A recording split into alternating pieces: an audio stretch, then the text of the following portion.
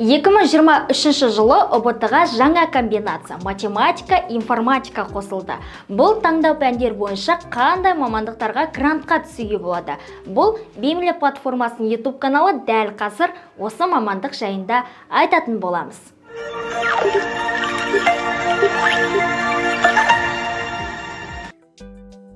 Егер IT саласына оқуға түскіңіз келсе, ұбт-да физика, математика комбинациясы емес, математика, информатика комбинациясын таңдайсыз. Бұл комбинация бойынша мамандықтарға келетін болсақ, информатика мұғалімдерін даярлау, ақпараттық технологиялар, ақпараттық қауіпсіздік деген мамандықтар бар. Бұл комбинация бойынша 2022-2023 жылғы шектік балл, информатика мұғалімдерін даярлау 2022 жылы шектік балл 92 балл болса, 2023 жылы 78 балл болған екен. Ақпараттық технологиялар 2022 жылы шектік балл 104 балл болса, 2023 жылы 96 баллмен грантқа түскен.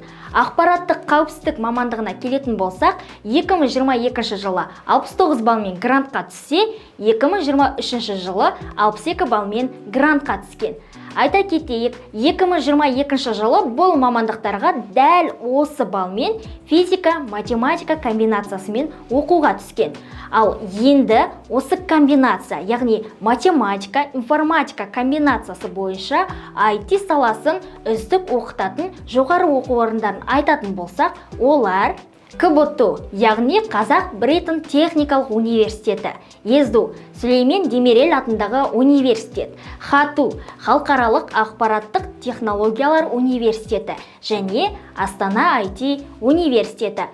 Біздің каналда мамандық, грант, шектік балл, жоғары оқу орындар, 11-ші сынып оқушыларына керек ақпараттар айтылады. Сондықтан да каналға тіркеліп, видеоға лайк басып, пікір қалдырыңыздар. Сіздермен бірге болған Беймле платформасының YouTube каналы келесі кездескенше аман сау болыңыздар.